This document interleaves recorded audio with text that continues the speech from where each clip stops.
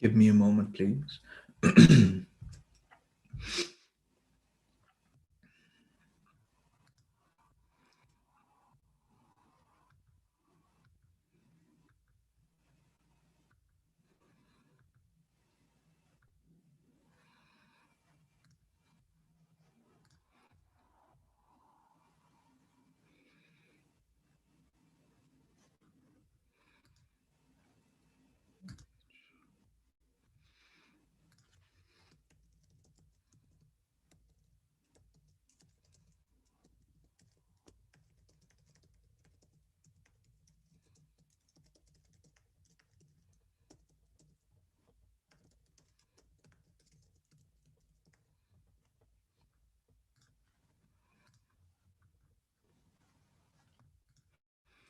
All right.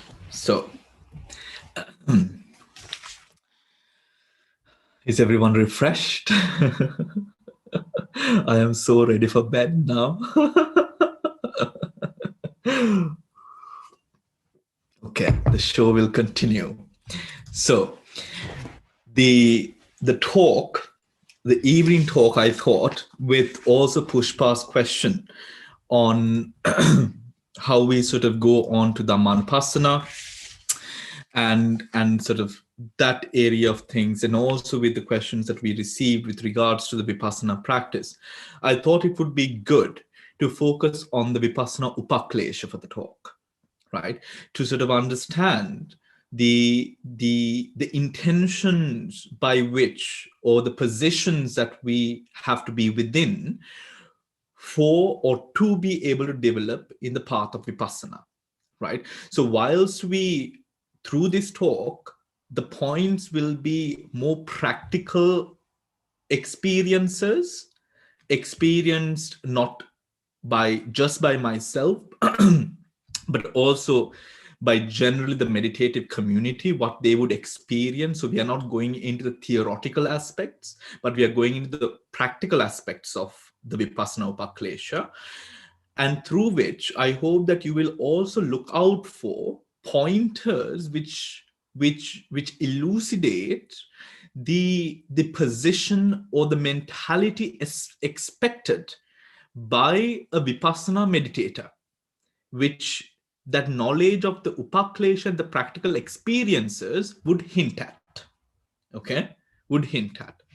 So before we continue, today's session is sponsored by our lovely friend, Hemali and Rohan Abetunga. So Hemali and Rohana have come forward. I mean, Hemali was so excited to sort of sponsor this talk, especially because, you know, she wanted to sort of, be a part of my birthday blessings. But she also wants to sort of pass merits to Samara Ranasinghe, late Samara Ranasinghe, Mrs. Samara Ranasinghe, and AJ Ranasinghe, the departed, and also to Sisa Ranasinghe, who has passed away 2 years ago today. So keeping all of that in mind, and also keeping Hemali and the whole family, I see Pankraj is also joining with the children. I'm sure the other part of the family is also joining in. So keeping all of you in mind, I'm going to relate this talk on Vipassana, on Vipassana. To some of you who might be beginners into the practice, I understand this might be a little bit far-fetched, but I think this is good to sort of be inspired by, to sort of inspire yourself through these teachings, to sort of motivate, to arouse the motivation you need and require to sort of further your practice even more, even more. So let's get to it, right? Let us chant Namo Tassa and begin the talk. Namo tassa bhagavato arahato samma sambuddhassa. Namo tassa bhagavato arahato samma sambuddhassa. Namo tassa bhagavato arahato samma sambuddhassa. All right. So, very sorry again. So Vipassana Upaklesha, right? Now, what are the Vipassana Upakleshas? Vipassana Upakleshas, now the different categories that we would be speaking about within this talk would seem like they're not bad parts or they are not akusala, right? But these are inherently points, factors, feelings that would derail us or take us away from what we are trying to achieve through Vipassana. Hence, it is called a hindrance to Vipassana, a Vipassana Upaklesha, right? But for a mundane person, these might seem like very wholesome attributes to have in life, right? So whilst the Vipassana Upakleshas might seem so, these inherently take us away from the understanding, or rather, better put, takes us away from the realization of anatma. Anatma, not anicca, not dukkha, anatma. Hence, making it a hindrance for the attainment of enlightenment. Because as we mentioned before, very briefly, anatma can be sort of personified into meaning enlightenment. It is that ultimate sense of selflessness, right? Selflessness. So, the first Vipassana Upaklesha is something known as, or by the Pali term, it is known as Obasa, right? Obasa. Obasa is illumination, right? Obasa means to illuminate. During our time of practice, something that all meditators would experience to a certain extent are different sort of lights which would appear to them during the meditation. So to the meditators or to the people who are who are meditators here would find this quite useful, because we often feel a sense of confusion as to how we must deal with these different sort of visuals that we see. So one of those primary visuals that we begin to see, even through the most basic stages of starting our practice, is the fact of seeing these different sort of lights during our practice, right? These lights may appear in different ways. They can appear in the form of fireflies of sorts. They can appear in the form of lights going through walls and the wall becoming illuminated in the process. They can appear as the whole room sort of becoming illuminated. Now you might imagine, how does this happen? Is it like a hallucination? Your eyes are closed at this moment, but it is almost as if your eyes are open. It is quite clear, and sometimes it's obscure, but sometimes, most of the time, as you develop your practice, it becomes very, very clear, right? It becomes very, very clear. Now, the visuals that we often would see are visuals such as fireflies, or it could even be by means of like the headlights of a car flashing towards you and coming towards you, right? Or remaining at a certain distance and moving around, almost making it seem like it's coming to you, but it does not come to you, but it sort of revolves in that area, right? In these sorts of ways, hallucinations come up, right? Hallucinations of these sort come up as rays of light, and also something that some people might see is a illuminated whirlpool-like motion, a illuminated whirlpool-like motion during their time of meditation. Now, what these would do is it would capture your attention to now create a sense of attachment towards a visualization or image. That is why it is a Vipassana Upaklesha. Because the moment the observation is captivated, or this process is captivated by the meditator, it is again now taken as a sense of, or self is identified with the object that is seen. When this happens, vipassana or the anatma sanya will not develop. The non-self attribute of the practice we will not be able to cultivate it, because we would be unable to sort of create that sense of selflessness. The moment that we cling on to that attachment, or if we are in a sense of bewilderment with regards to these objects, these sort of hallucinatory objects that we begin to see. Obasa, right? Now, how you would tackle a state such as Obasa is to absolutely not engage with the object, to not give or pay attention to the object, but most importantly, not to be excited by the object. Hence, not promoting the atma aspect or the self aspect of a practice, right? But what we should be intending on doing is to always promote the anatma. It is in the promotion of the anatma that the nivaranas are suppressed even further through the vipassana, meaning the hindrances are further suppressed through the vipassana. Remember that through the process of vipassana, the inclination of the practice remains to be the clear differentiation between clinging and the five aggregates.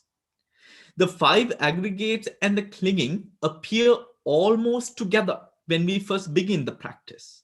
But as we go along the practice, or ultimately what we expect through the practice is to attain a sense of separation from or between the clinging and or the sense of or the attributes of clinging from the attributes of the aggregates. We have to create a sense of differentiation or separation between these two parts. If self is there, this differentiation cannot be created. That is why, again, this is known as a vipassana upaklesha. Is that understood? Nod your head up and down. If it is. Good. Right. Because sometimes, some people, they nod no to, up and down. So just to make it clear, because we come from different places. Right. So then you understand. Now that is what we try to promote. That sense of anatma. That sense of anatma. Then we come to piti. Now the difference, now piti is rapture or joy, right? What is the difference between obasa and priti, piti, or rapture or joy? The focus is different. Obasa is a visual, wholly a visual. Piti begins to now feel as if a feeling has now taken over your body to a certain extent, dependent upon the level of piti, right? Dependent upon the level of piti, because there are certain stages of the piti which we will be going into where there are lights as well. But to clearly know whether this is rapture or joy, we'll call it rapture, whether to know whether it is rapture or illumination or basa, we must be aware of the feeling that is created, right? Regarding the feeling that is created. Regarding the feeling that is created. Now, there are 5 kinds of rapture. There are 5 kinds of rapture. The first kind being Khuddaka Priti, or minor rapture. Minor rapture. Now, during this time, minor rapture is often experienced by meditators who often meditate between 45 to 1 hour. Right? 45 to 1 hour. Now, to remind you again, the reason that I have selected this topic is to better clarify the mentality expected of a Vipassana meditator.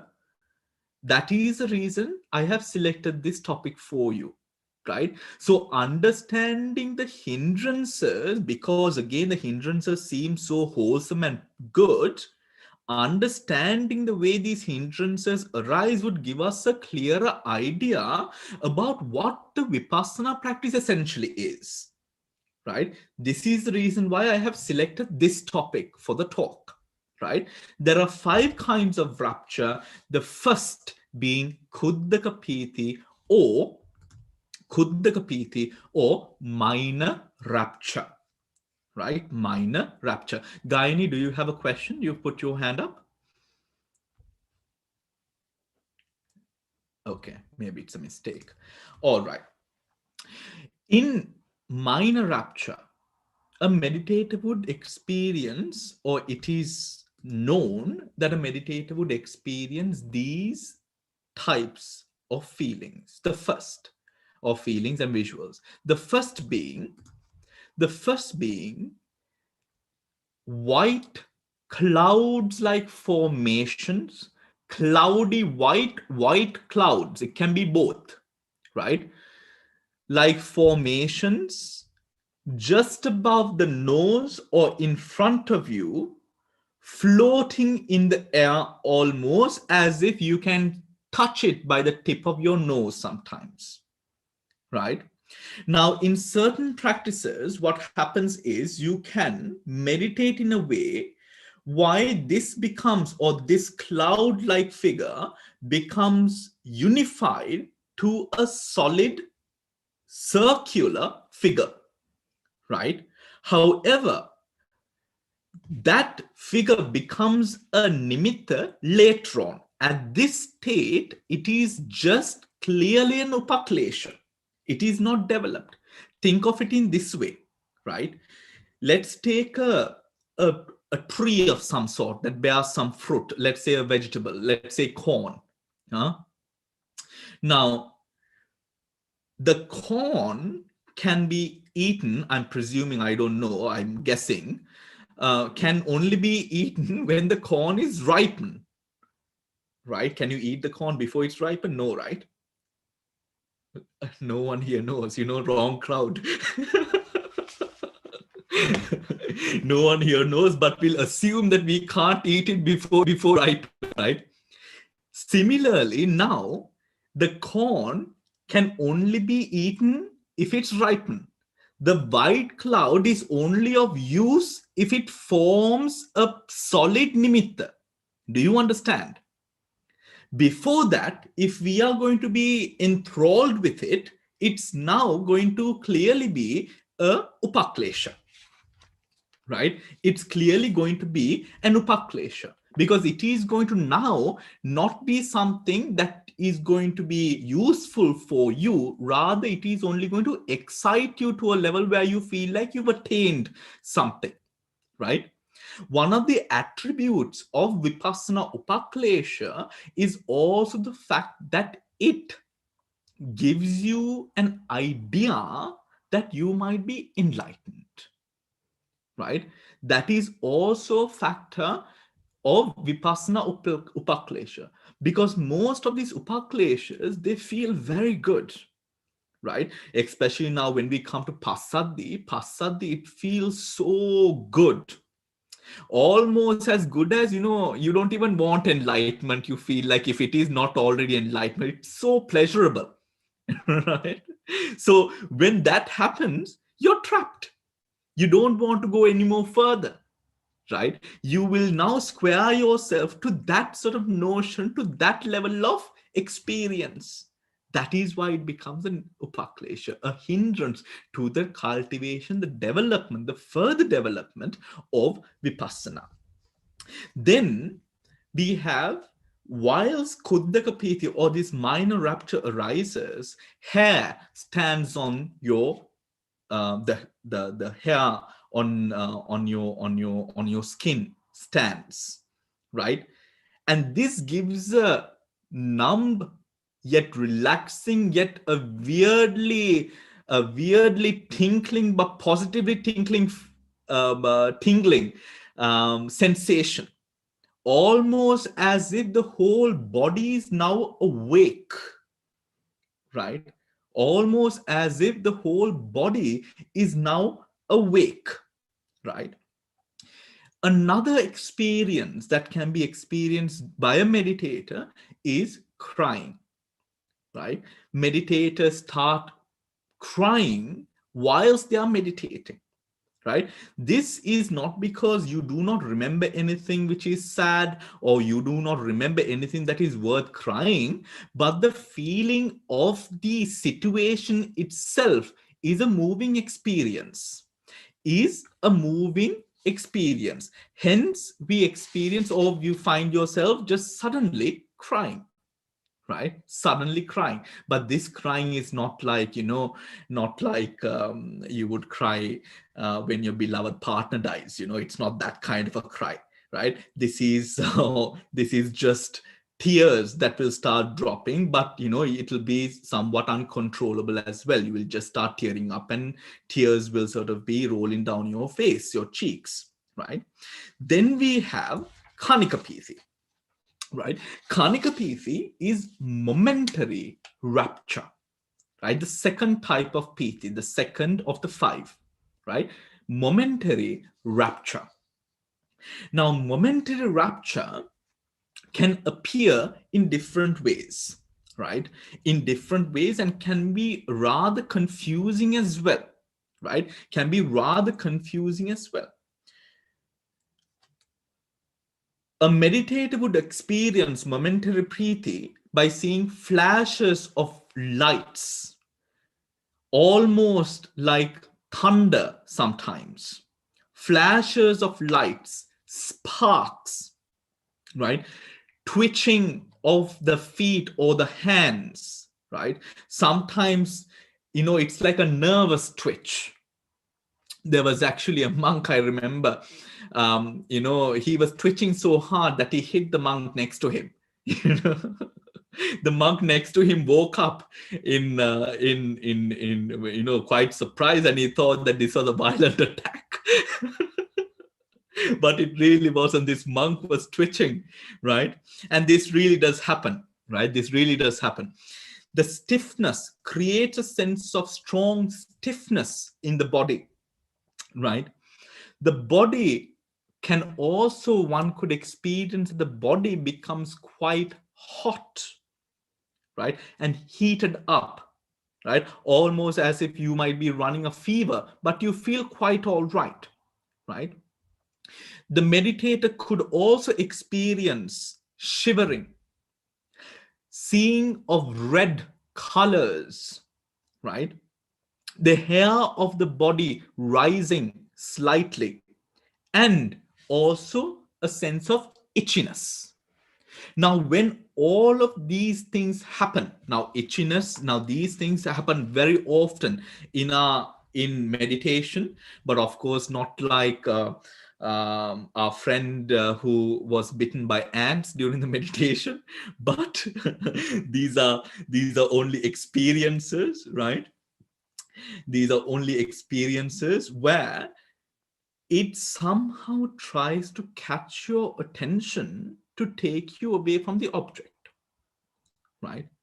It to take you away from the object. It is almost like a bone thrown out for a dog, right?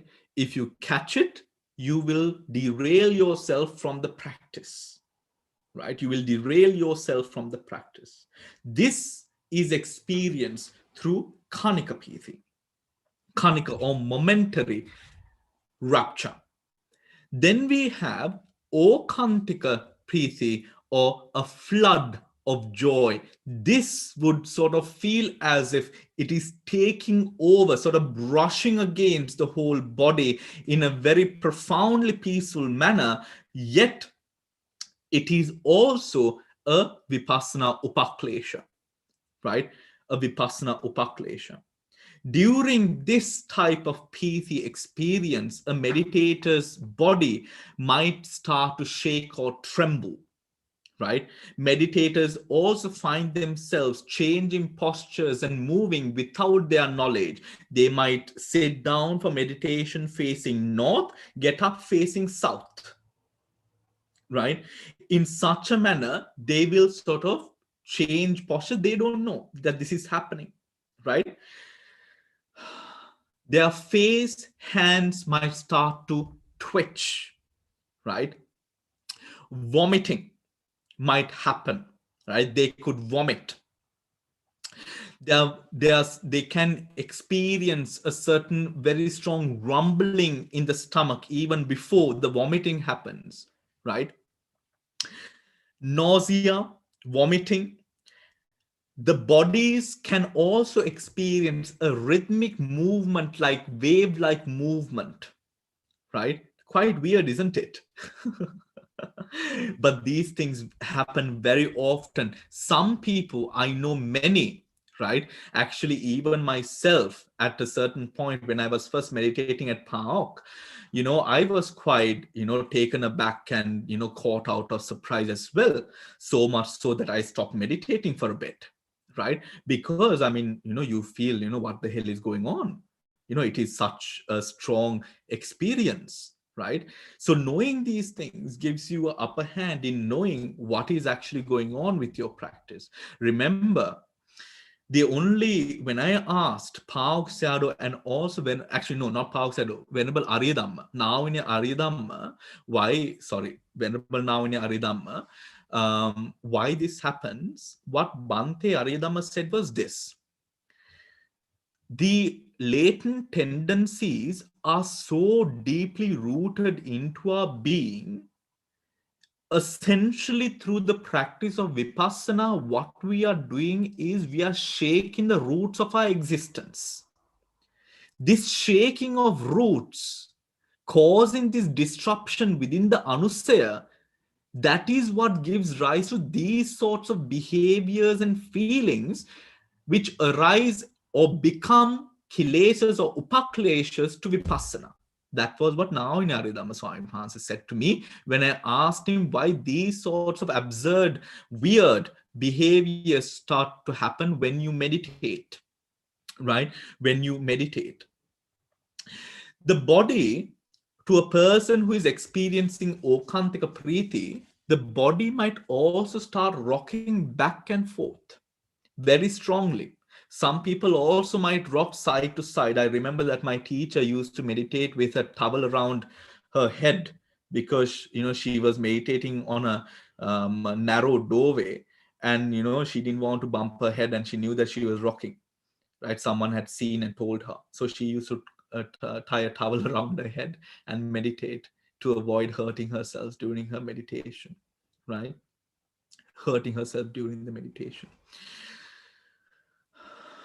Then, people can also, during Okantika Preeti, observe a rocking sense of energy pulsating through their bodies like thunder, right? Almost as if sometimes you feel like a shock, almost when you feel this, right?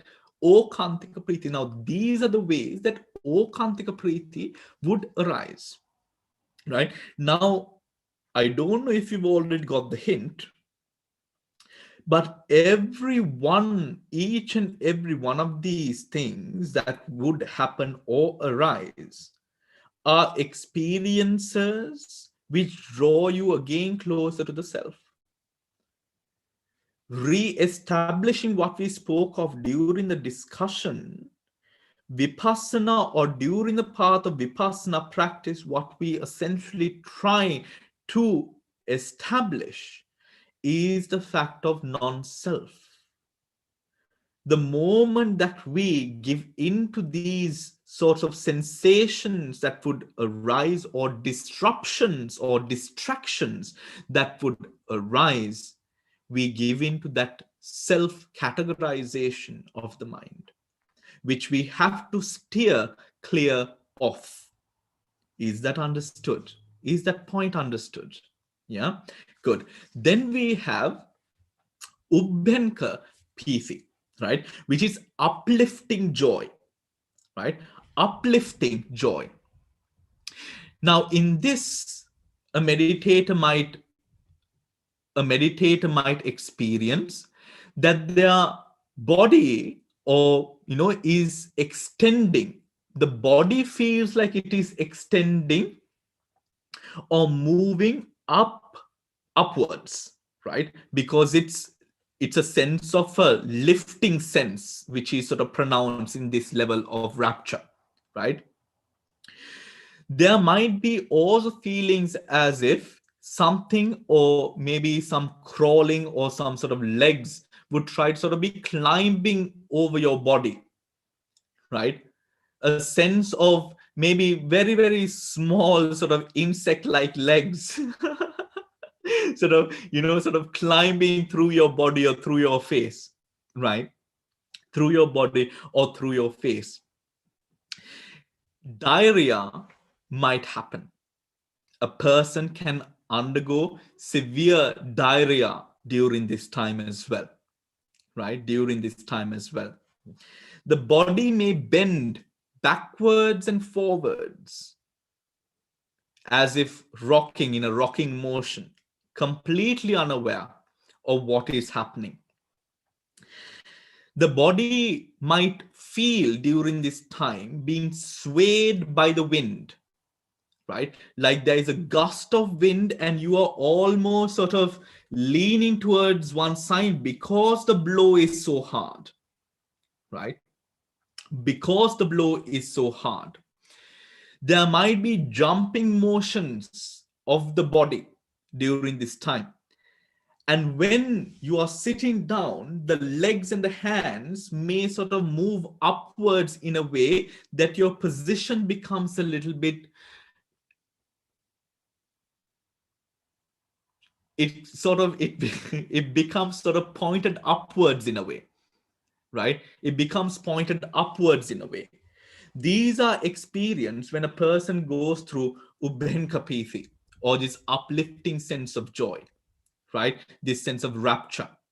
While the joy would be experienced by the meditator, the movements of the body or what happens in the body are usually unknown, because at this time, if one is going into these levels, one is overtaken by the rapture that arises during the vipassana, right?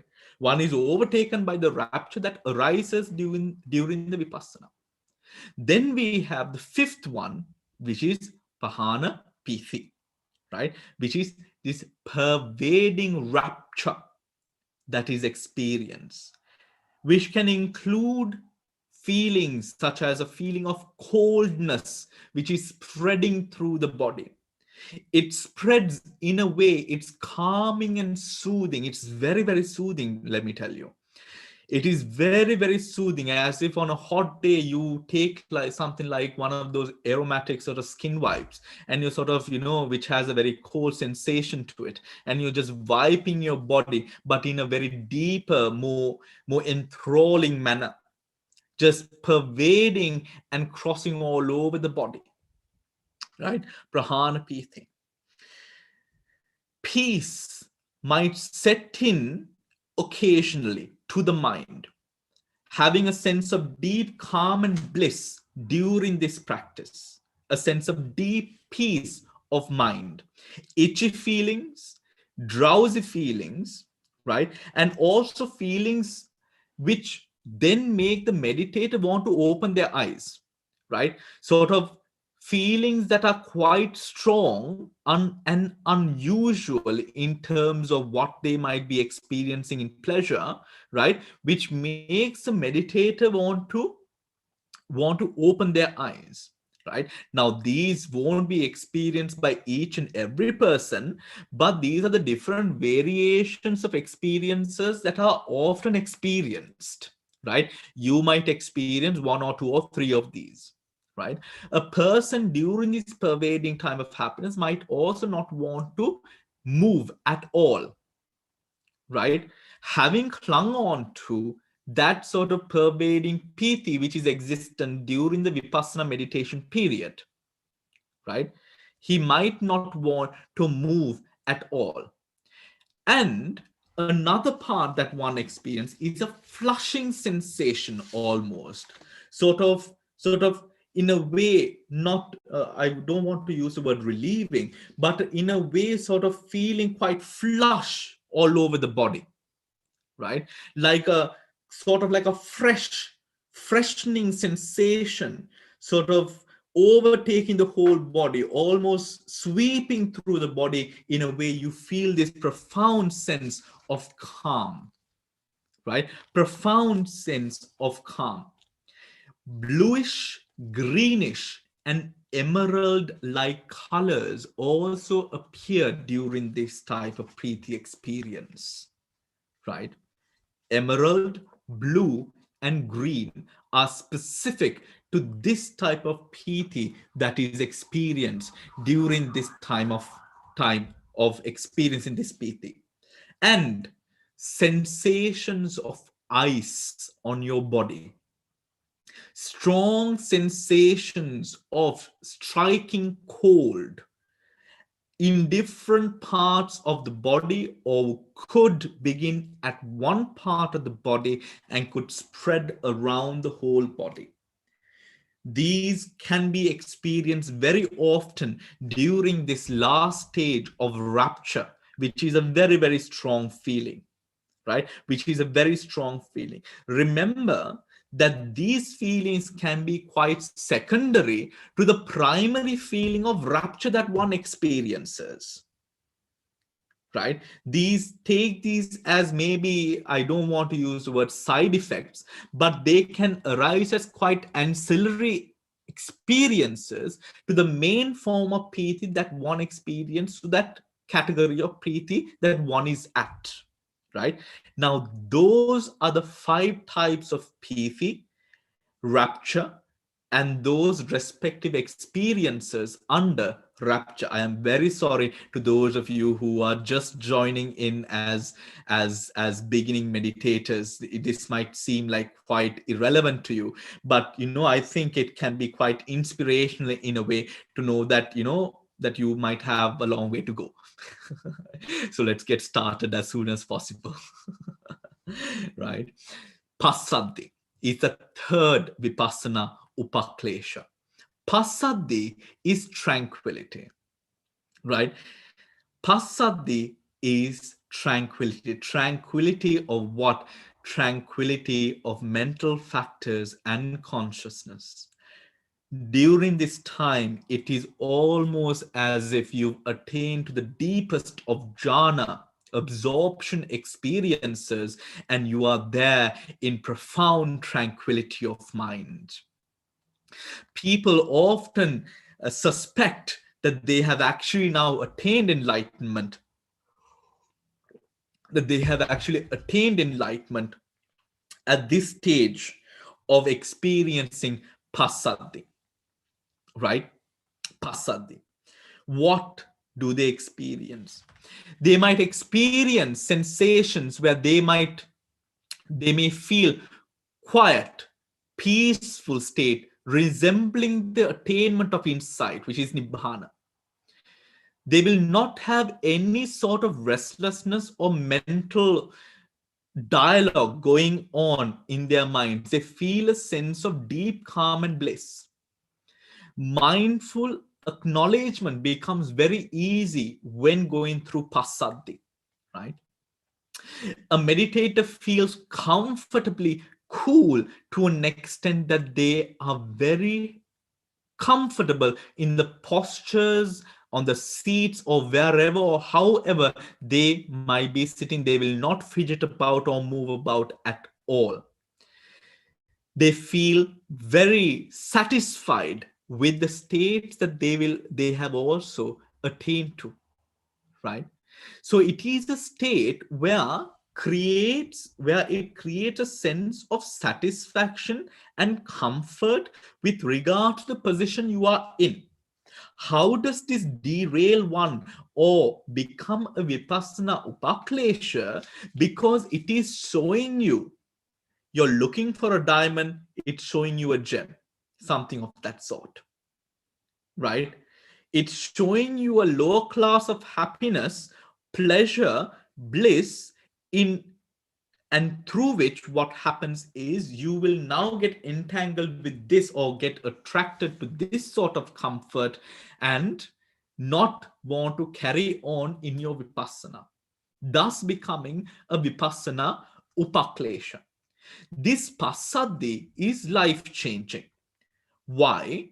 For a person who experience passaddhi or this sort of state through vipassana, often even if their behavior was bad before in terms of livelihood of sorts, this passaddhi is said to have life-changing attributes in a way that it changes the way a person behaves and conducts oneself, even in terms of livelihood and all of that. Why? Because it's such a transcending feeling.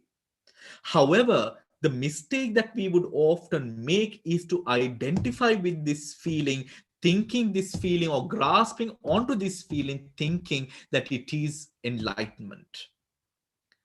Hence, curtailing us or derailing us from the path yet to progress into. Right? Yet to progress into. Then we have the fourth upaklesha, which is sukha. The fourth upaklesha sukha brings about a sense of bliss. The earlier one was tranquility. Now it is a sense of bliss, sukha. Now this sukha is referring to particularly the sukha which arises, or that pleasurable feeling, blissful feeling that arises through the body, right? Through the body. This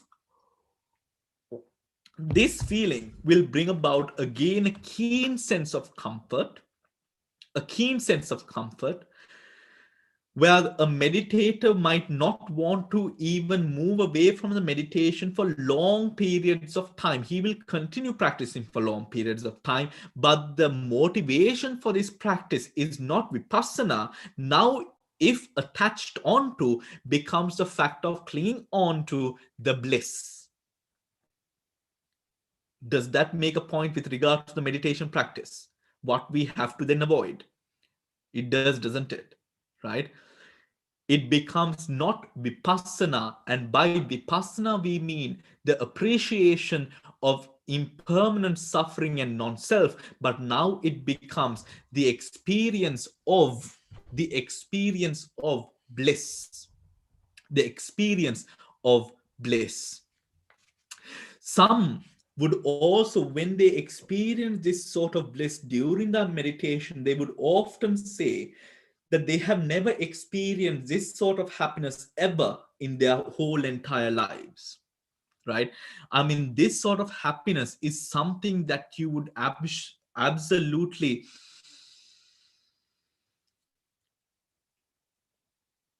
it is, how can I put it into words? It is a sense of, again, all encompassing. It rushes through the body and leaves you in a position where you are absolutely, if you think that comfort is at a certain type of perfection with whatever ways that you have lived your life, when you, for example, how you like a massage or some sort, this would take it far beyond those levels that you thought possible for you, right? It is such kind of a beautifully, profoundly blissful experiences that meditators would experience. During this time, they might also feel a deep sense of gratitude for their teachers, right? And want to have a sense of sort of want to express their sort of gratitude, show their happiness in different ways, right? Show their happiness in different ways, and want to even go and sort of do some sort of volunteering for the teacher, and all of these other things. All of that is considered as a vipassana, or a hindrance to the vipassana, right? A hindrance to the vipassana. Then we have Shraddha, right? Shraddha, the fifth vipassana upaklesha. The fifth vipassana, upaklesha. Now, Shraddha is this, it is defined by determination, resolution, fervor towards a certain experience now that you experience through the vipassana, right? The practitioner during this time would have or may feel a great increase in the amount of faith that they have towards a teacher or towards whoever taught them the practice, or the founder of the practice, right? This sort of faith becomes a hindrance to the vipassana, because now again the mind moves from the practice or the attainment of enlightenment through the realization of impermanent suffering and non-self to the faith or gratefulness towards the teachings of the teacher, right? Taking the mind away from what is really or truly to be contemplated through the practice. He might wish, as a meditator, when you go through this, you might wish to sort of give gifts to the teacher, to help the teacher out, to volunteer, right? To volunteer. Also, might even have sort of characteristics to seclude oneself and to maintain oneself in sort of quiet environments of such sorts, wholly not for vipassana, but now out of that quality of shraddha, right? Quality of shraddha. This again is not vipassana. It derails you from the vipassana to now becoming more about the shraddha that one person might have. Is that understood? Right? These are all qualities, but I think it would be good and important to know, because it gives us so much more clarity about what exactly is a vipassana practice, right? What exactly is the vipassana practice? Now, then we have the seventh is upatthana, or mindfulness, right? Or mindfulness, right? This is excessive concentration.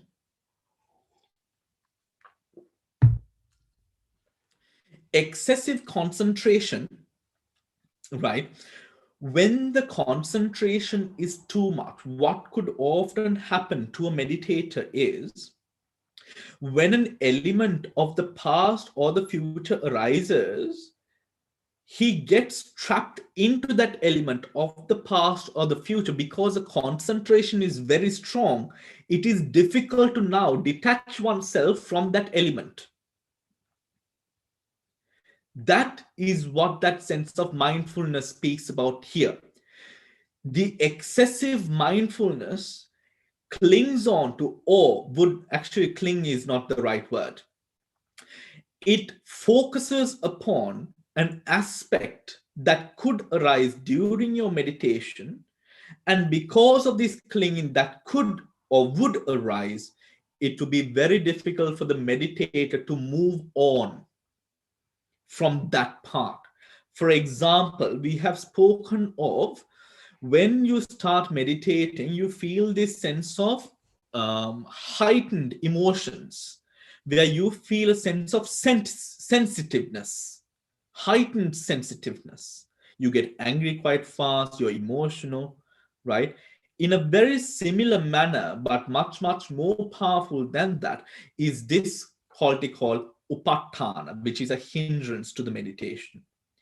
This comes about with when the vipassana is not properly balanced out, right? When the vipassana is not properly balanced out, the mindfulness becomes strong, so it can sort of cling on to something very, very strongly, right? Then we have jnana, right? Jnana, knowledge. Knowledge is when a person is aware of the theoretical aspects of the vipassana, right, of the Vipassana practice. And by knowing the theoretical aspects of the practice, one confuses those theoretical practices, theoretical aspects or theoretical data with the actual practice. The person now begins to compare and try to apply the theoretical essence to the practice itself, thus creating, or in certain aspects, or might create absolutely a sort of a disconnection between what is mentioned theoretically and what is present in the practice which he experiences at that time. The person becomes, because theory was learned in the past, having been learned in the past is applied to the future. I will or I might experience this in the future. Hence, the meditator who is theoretically skilled might find it difficult to maintain himself into the present, right? Into the present, thus becoming or making jnana or knowledge over the practice, the theoretical knowledge of the practice, now become a hindrance to the practice itself. Leading to states of confusion that might arise because the person might always try to calibrate what he has learned and what he experiences through the practice. Then we have upekka, equanimity.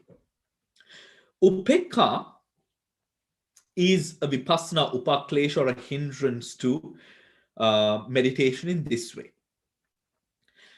Upekka, to a mundane person who has truly, or who has been unable to yet reach the true stages of upekka, takes or understands upekka to be a state of indifference.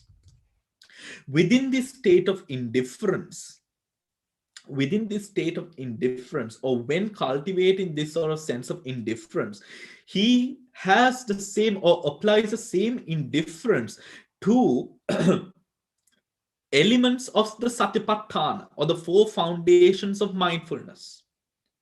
When that happens, the important aspects where knowledge pertaining to impermanent suffering and non-self could have arose, because of this blasé attitude of blasé attitude of equanimity or indifference, what happens is he doesn't truly reap the benefits of the observation. The observation doesn't take place now. Because why? He has this indifferent attitude towards what he experiences. Is that understood? Is that clear? Right? That sense of indifference then skips on the true benefits which could have been gained to empower and enrich one's understanding through impermanent suffering and non-self over a certain object. That is how upekka, or equanimity, becomes a upaklesha. Also, a person who has this hindrance might treat the body with indifference. So, might think that it is his development, that he is doing it with a developed mind, but actually might not take care of the body.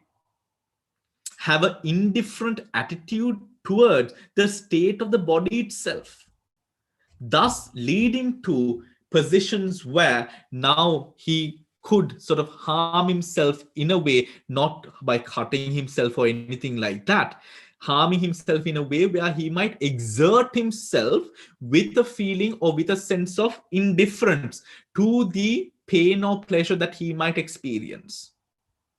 In that sense, because of that deep sense of what he thinks is upekka, but really isn't, right? That sense of indifference. Then the last one is nikkanti, right?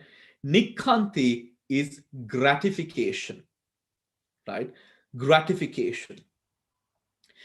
Gratification arises gratification arises when a person flourishes to a certain extent through the vipassana practice. He has the right technique. He has the right technique. However, having had the right technique and going through the meditation proper, he knows he's developing.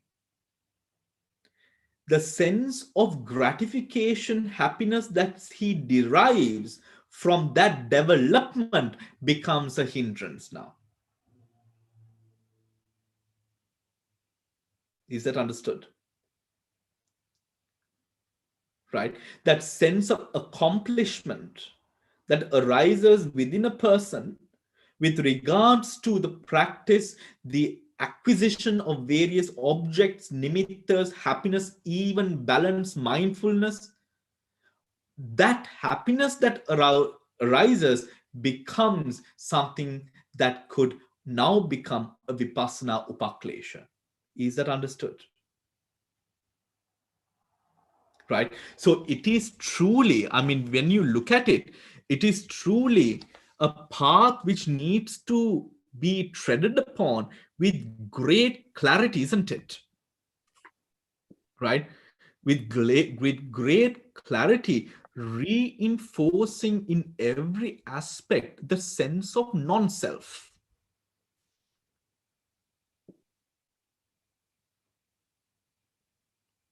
Did I demotivate you?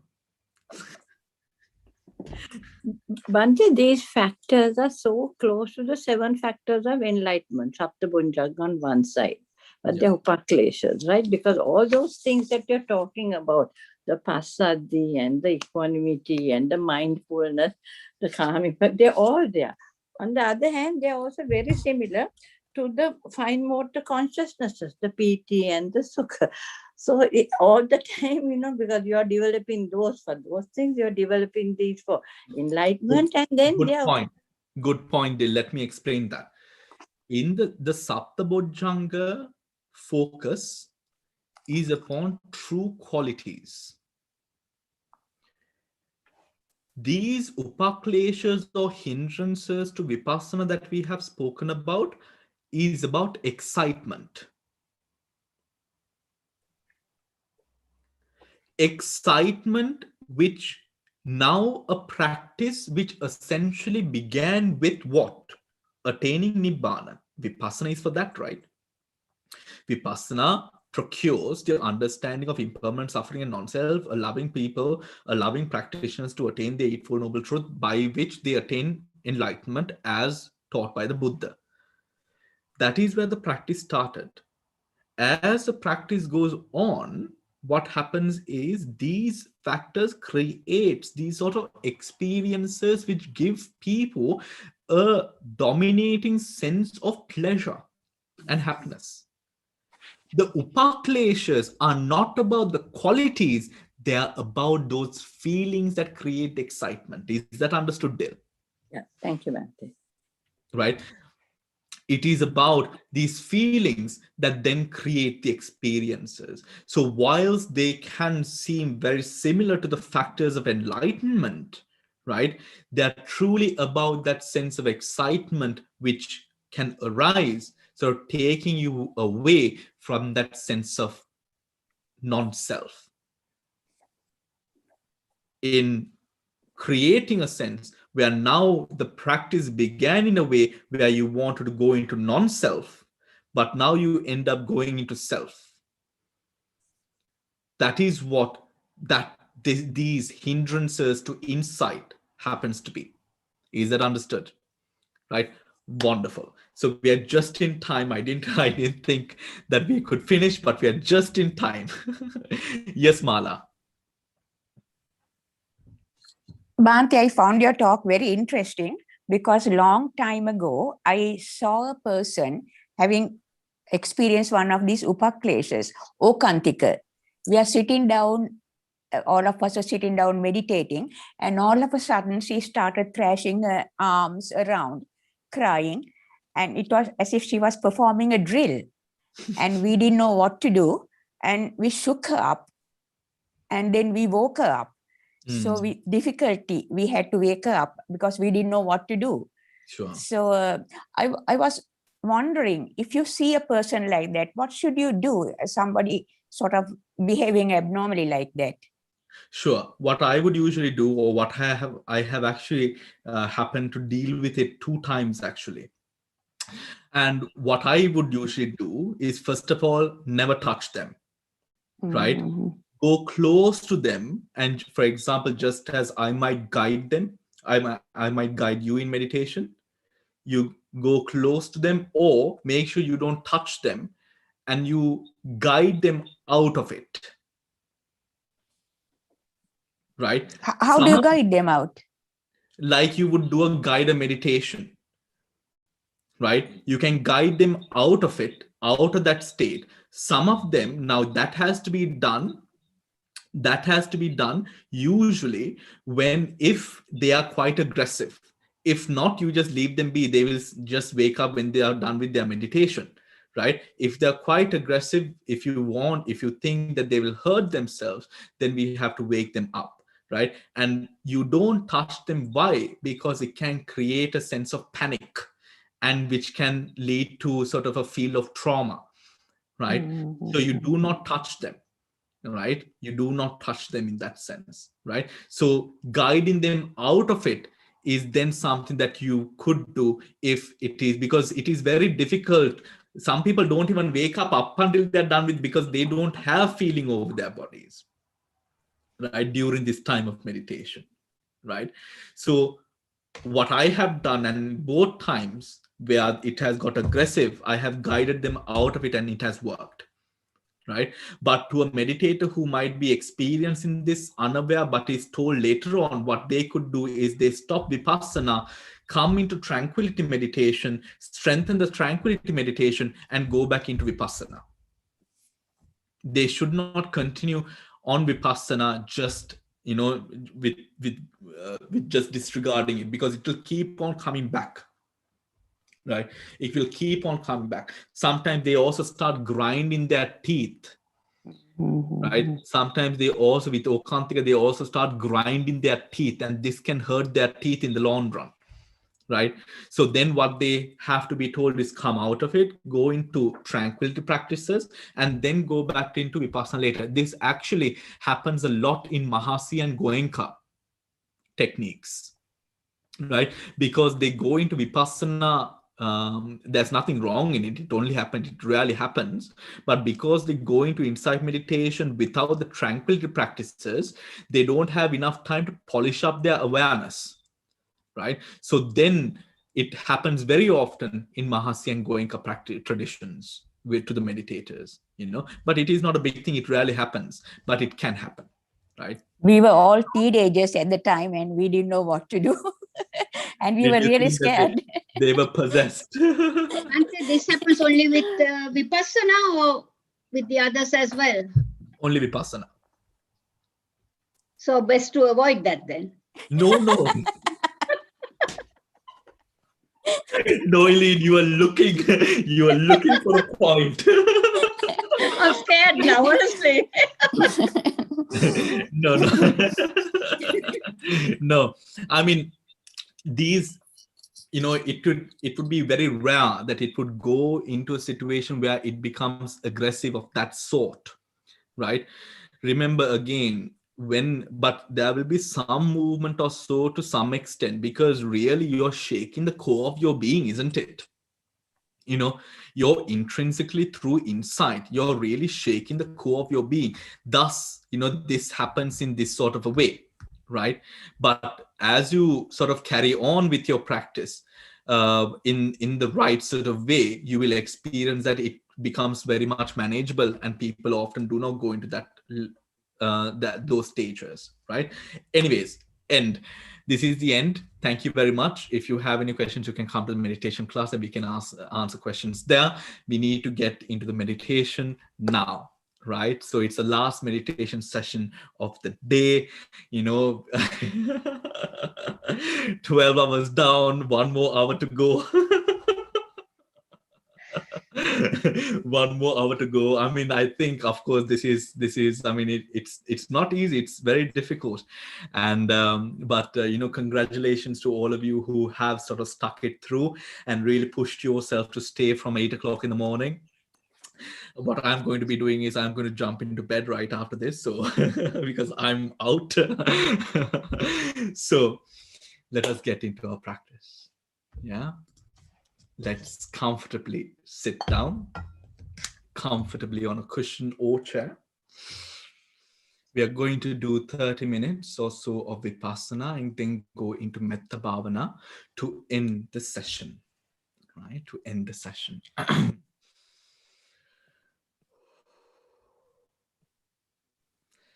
Take a deep breath in.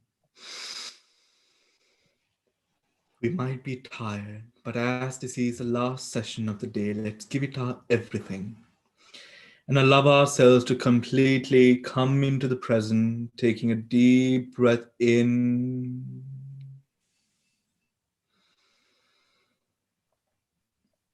Breathing out.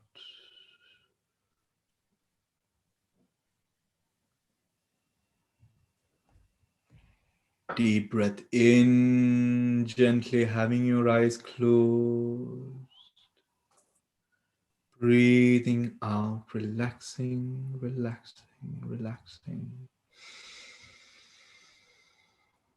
Putting aside everything else, anything that you have to get done, whatever it is, responsibilities, duties, just absolutely free yourself from all of those for this moment.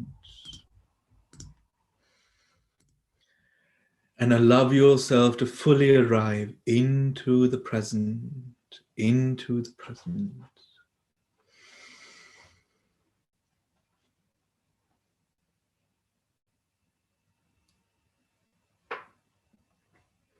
Into the present. Guiding your attention to the breath, to the breath, to the breath.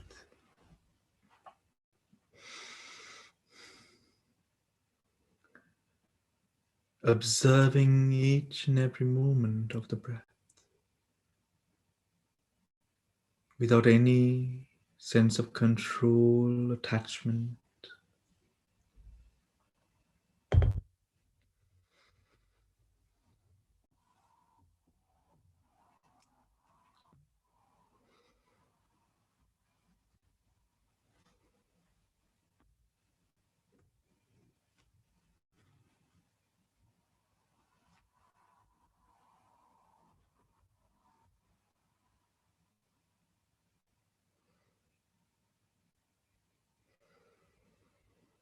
Observing the involuntary breath as it arises and passes away. Arises and passes away. Each and every moment, the nature of impermanence, prevalent, clear. Letting go deeper and deeper, deeper and deeper.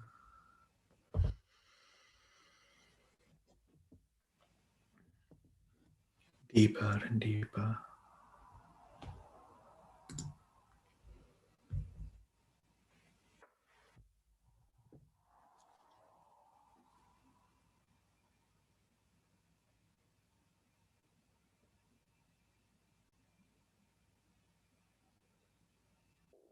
Taking every moment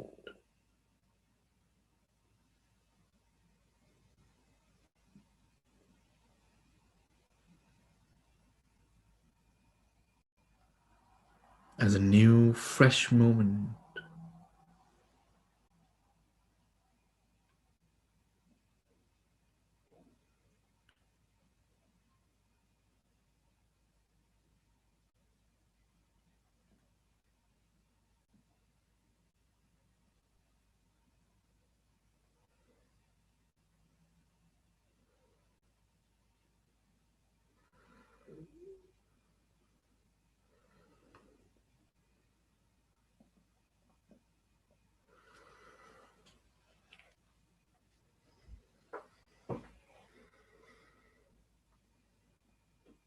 Observe, observe, observe. Finding the right balance of attention and effort, facilitating the practice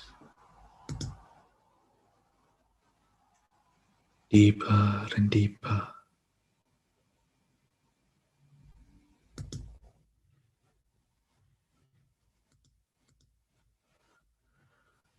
Deeper and deeper.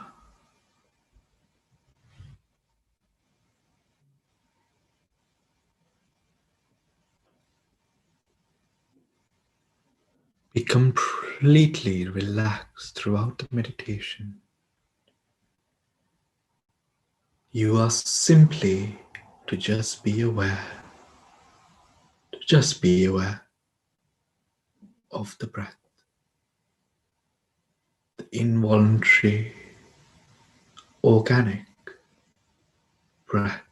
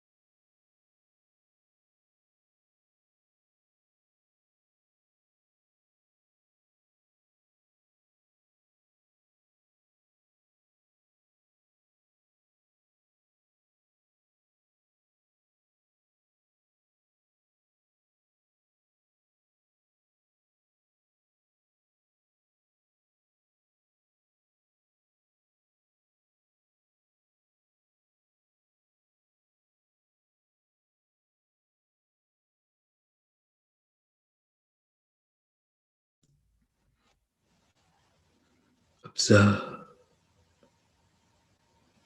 with a great amount of patience. Observe, observe the breath every moment as it arises and passes away. Allow yourself to go deeper, to be able to let go a bit more every passing moment. The more you are able to let go, a peaceful, profound feeling taking over your body. resulting from you letting go.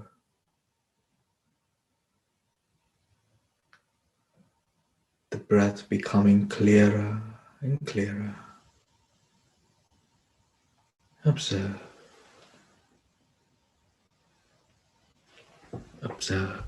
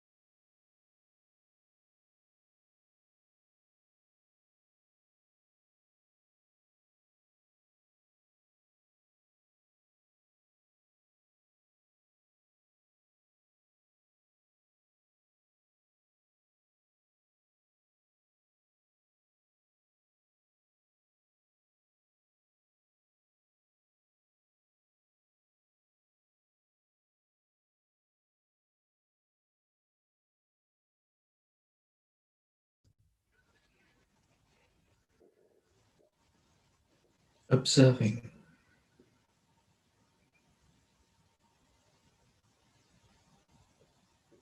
the nature of impermanence, the constant nature of change, each and every moment.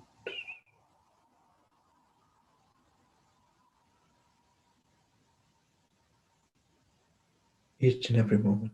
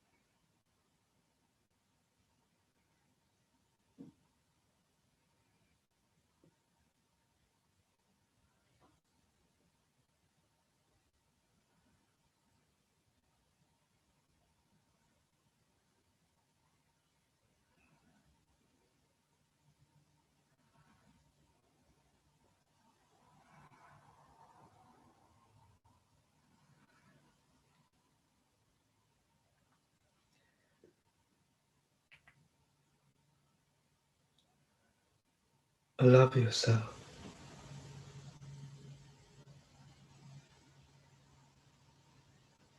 To experience the breath, the organic breath, the involuntary breath.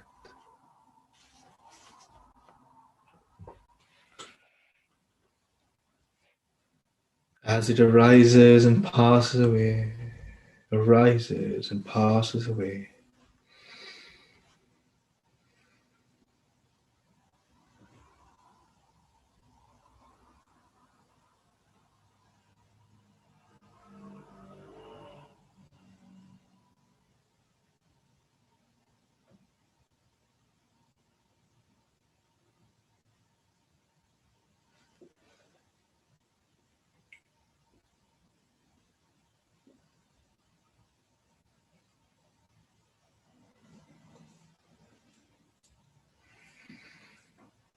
From moment to moment, allowing the awareness, the attention, the insights to grow.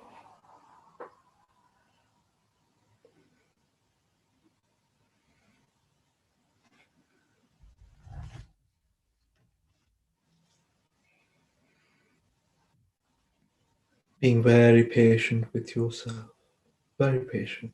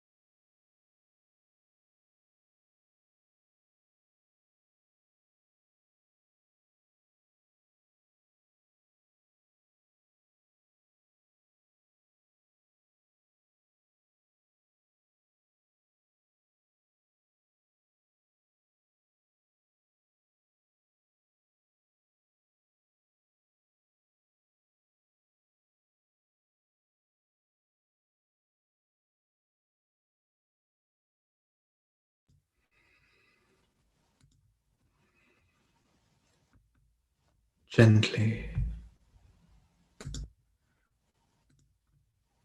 guiding your attention now from the breath to the middle point of your chest.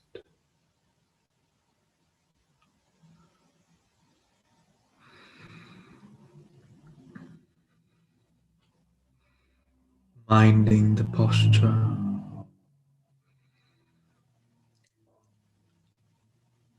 Allow yourself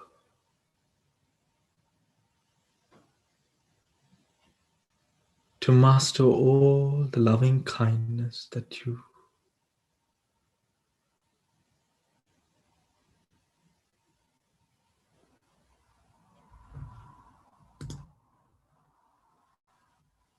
bring to light, all the loving kindness that you could radiate to all the beings all around the world.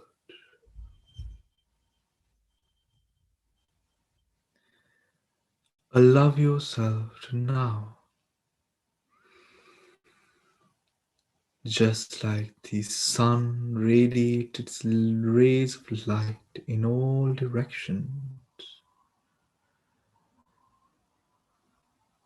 without bias or prejudice.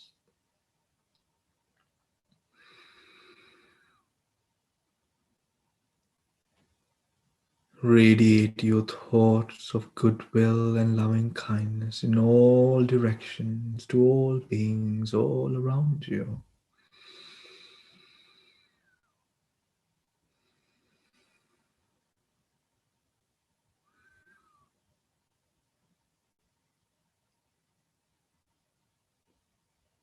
With all the goodness of your heart,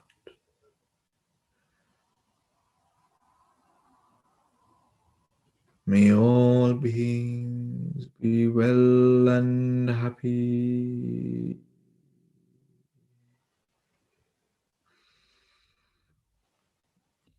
May all beings be well and happy.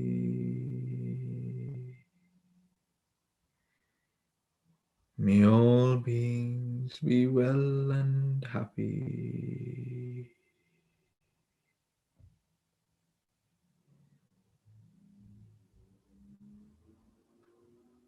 May they be free of suffering wherever they might be.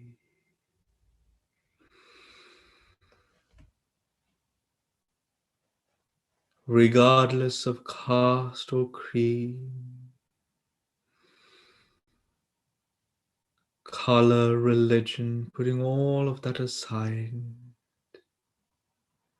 let us radiate loving kindness to all beings equally.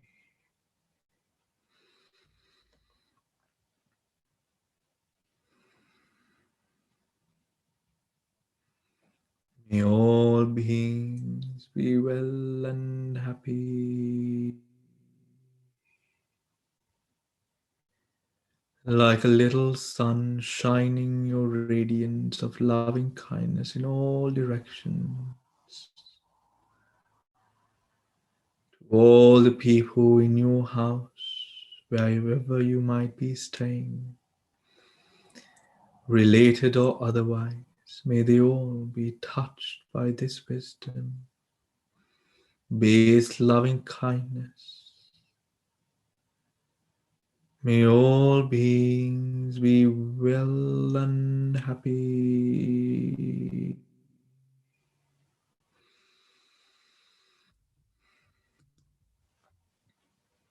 Well and happy.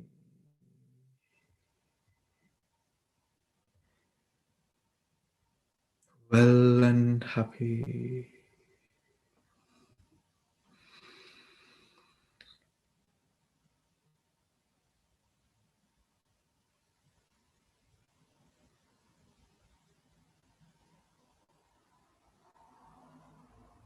To all the beings undergoing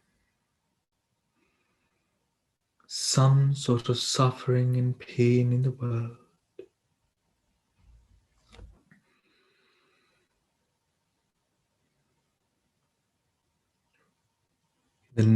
north or the east, the west or the south, wherever they might be,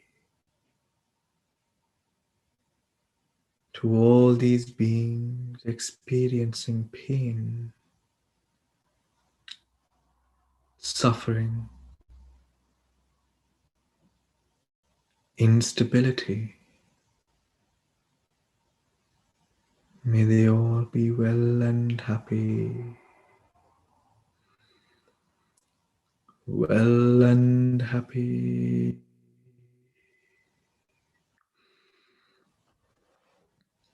well and happy.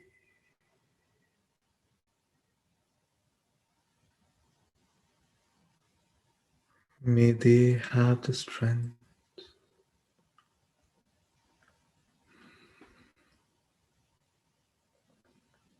to endeavor and overcome the circumstances of the environment.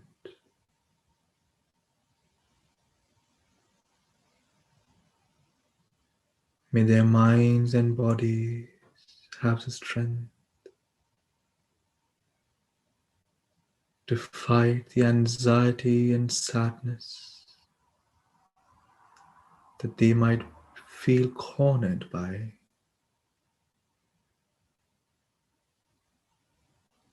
May all these beings be well and happy.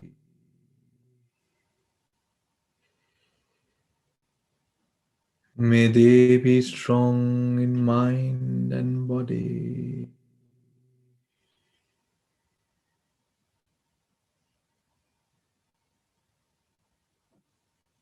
May they have people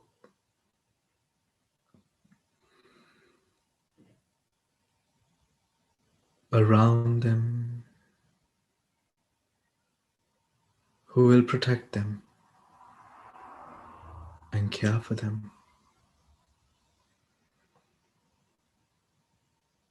Just as we might have had the protection of our parents and our relatives, our friends.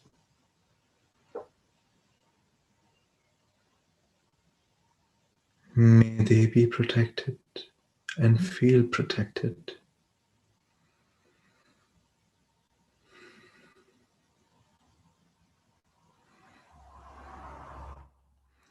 May all beings be well and happy.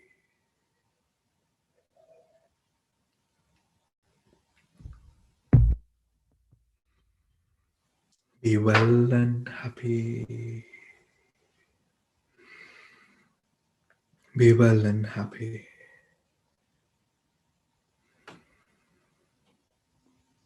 To all those people in our past, in our present,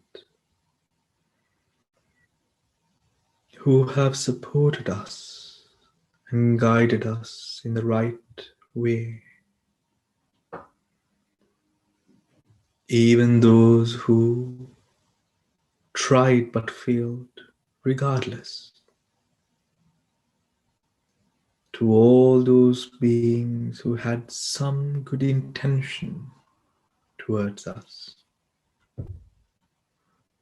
May they all be well and happy.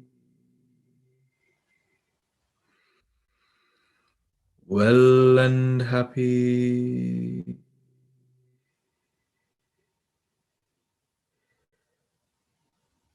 Well and happy.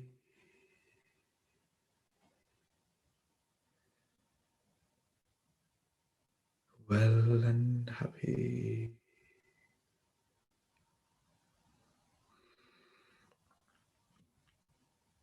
To all our friends, near and far, who we've enjoyed the company of, recently or way back in the past, regardless. May they all be well and happy, well and happy.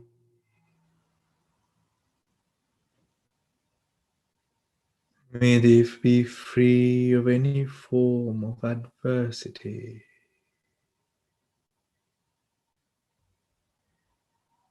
Any form of adversity. May they be free of illness in mind or body.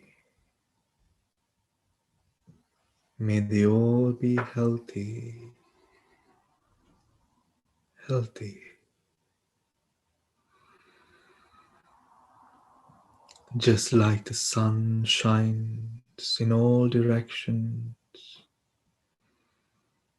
unhindered, without bias or prejudice.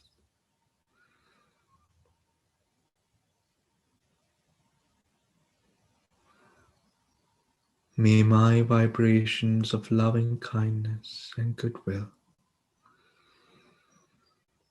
touch all beings around me, near and far, near and far. May my vibrations of loving kindness penetrate deep into their bones, bringing them happiness wherever they might be, bringing them stability of mind wherever they might be.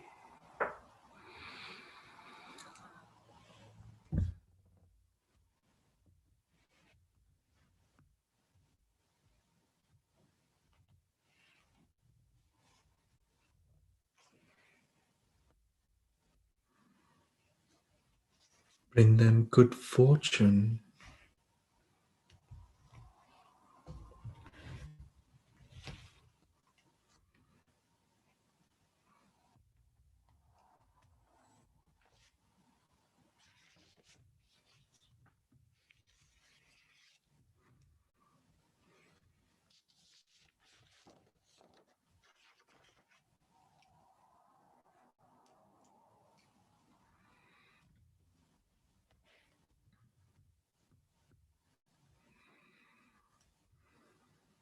wherever they might be.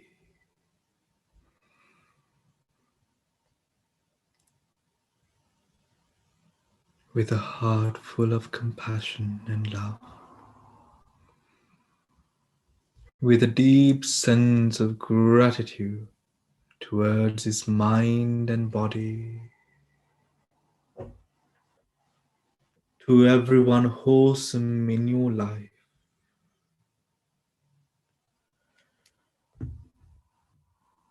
Let these thoughts of loving kindness pervade from your heart to theirs.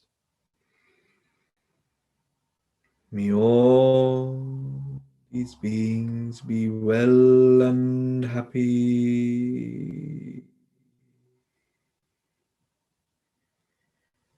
Well and happy.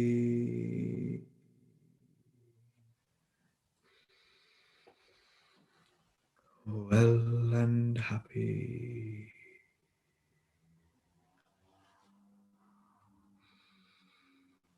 Free of any form of negativity. Free of any form of negativity.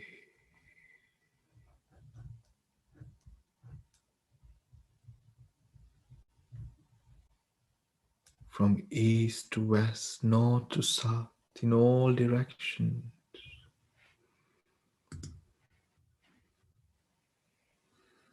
Allow these thoughts and vibrations to pervade all around the body, all around the body.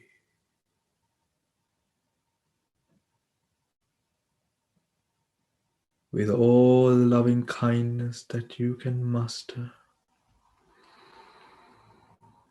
Just like a mother shows unconditional love to her only child. Allow yourself to cultivate that strong sense of love to yourself as well as those known and unknown all around you.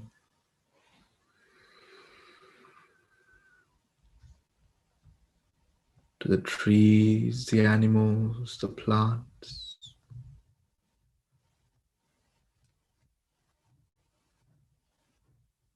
to the environment and nature that we all depend on.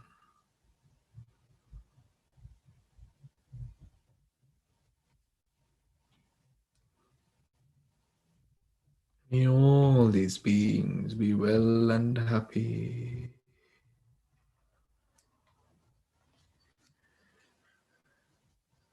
Human or otherwise.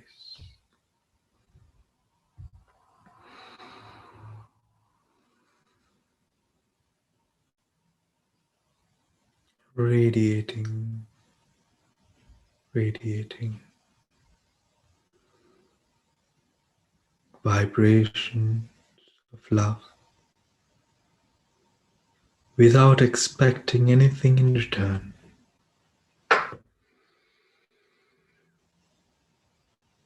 Just allow yourself to give unconditionally without any strings attached. Inspired by the natures of the world, the impermanence and suffering in the world, and all that is good in the world as well. Just as I am conditioned, all beings equally are conditioned. Just as I might make mistakes, other beings too make mistakes.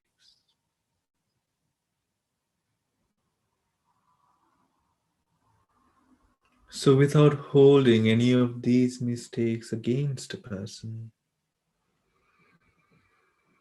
let us radiate loving kindness without boundary, without condition,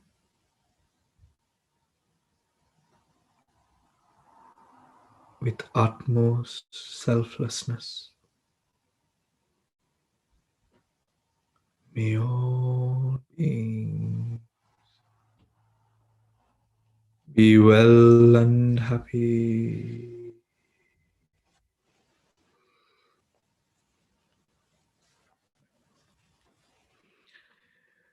Be well and happy.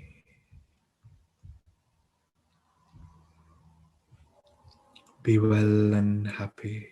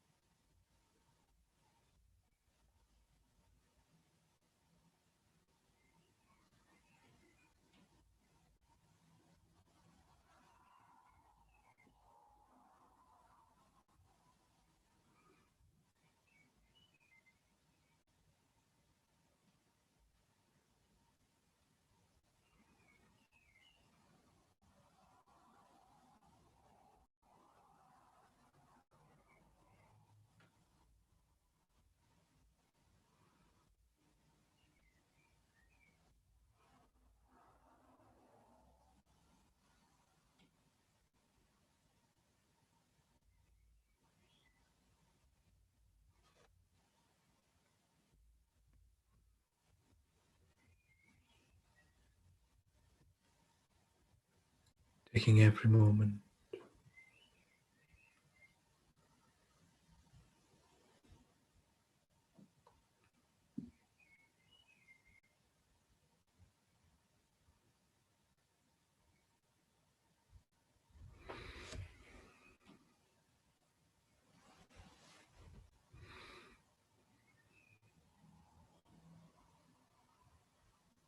as an opportunity to go deeper,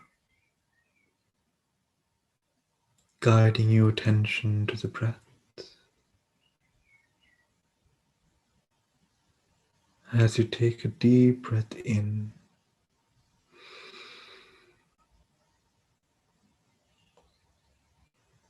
Breathing out, relaxing deeper and deeper.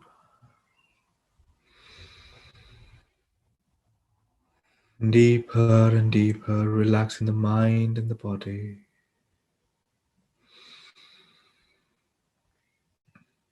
Displaying a deep sense of gratitude to this mind and body that has supported you through the whole day.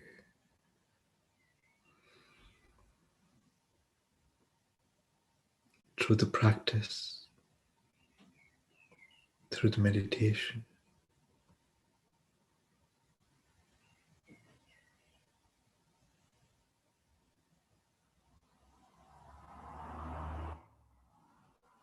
As you gently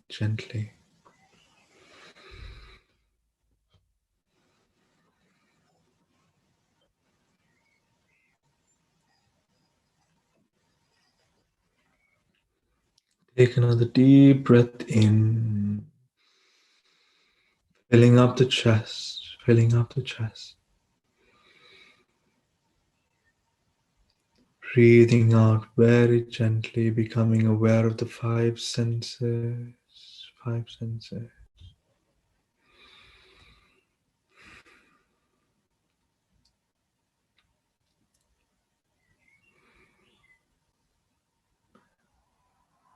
As you gently, when you are ready, with a heart of compassion to all the participants of today's retreat,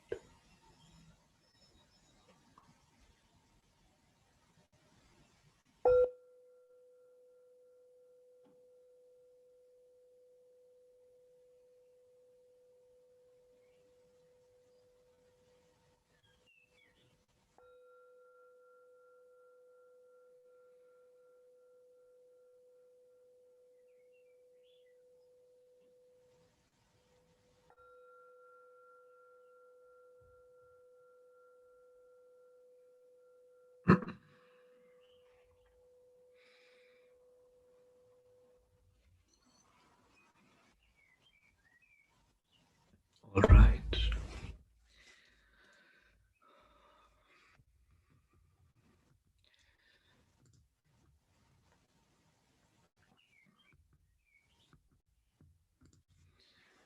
So this concludes the Vesak Day program that the Dhamma Center organized for everyone as a way of wholesomely, William, as a way of wholesomely spending the Vesak Day.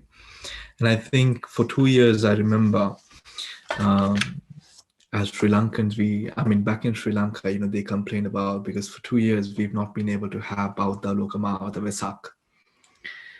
And for me, for those of you who do not know, so for Vesak, we have this sort of main street in central Colombo, which we put a lot of money into. We have sort of these lantern festivals that we sort of celebrate in a very grandiose way, but it can't be further away from the Buddha, really.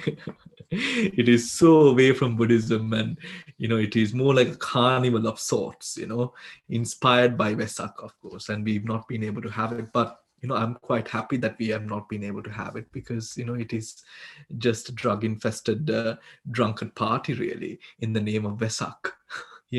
If you would really take it.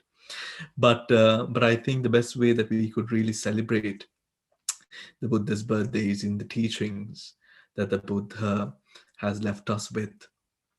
And that is what we have done today, the deepest of teachings of regarding that practice being Vipassana. So thank you to everyone who has joined in. We especially thank Hemali and Rohana for sponsoring the Dhamma talk, which was at 7 o'clock, passing merits to Samara Rana Singh and AJ Rana Singh, and also Tusitha, the first one. Okay, Tusitha Rana Singh, who passed away 2 years ago today. So with all the merits that we have all accrued, whilst we remember of Hemali's relatives and friends, and also thinking about all of our relatives and friends, who have passed away, sharing in all the merit that we have cultivated as a community today, staying through the practice, for the whole day, starting early in the morning and continuing along this practice, although it might have been quite taxing and difficult. Yet persevering and endeavoring, I think you should all congratulate yourselves for being able to put in the effort. So let us chant Idam me jnati nang hotu and sort of share merits with all departed and also the deities and all beings who expect merit. Idam me jnati nang hotu sukhita hontu jnateyo. Idam me jnati nang hotu sukhita hontu jnateyo. Idam me jnati nang hotu sukhita hontu jnateyo. Abhivadana silissa niccang vaddhapachayino. Chattaro dhamma vadhanti ayuvanno sukhang balang. Ayurarogya sampatti sagga sampatti mevacha.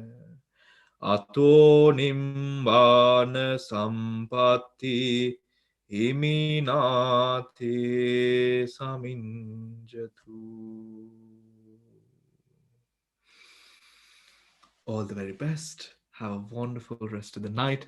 If you are looking for the recording of the retreat, you can find it on the Dhamma Center YouTube page.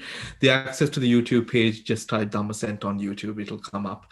Also, you can, if you want to subscribe to the Dhamma Center newsletter to receive any updates on upcoming courses, classes, and all that we do, you can visit www.dhammasenter.uk. I think this is enough. I'm ready to go to bed. Thank you so much. It has been a real pleasure. I really did enjoy sort of doing all of these for you guys. And Ayesha, I'm seeing you. Thank you for dropping in. And I'm so grateful that I got to spend my birthday and also sort of, support your practice on, this sort of holy day of Vesak. And to all of you who are new, who I do not know, thank you for coming and joining in. It was wonderful to have you. And I hope, you will come join us later on if you like. Maybe we were a little bit too much, but, we are good. So take care. Have a wonderful rest of the night and take care.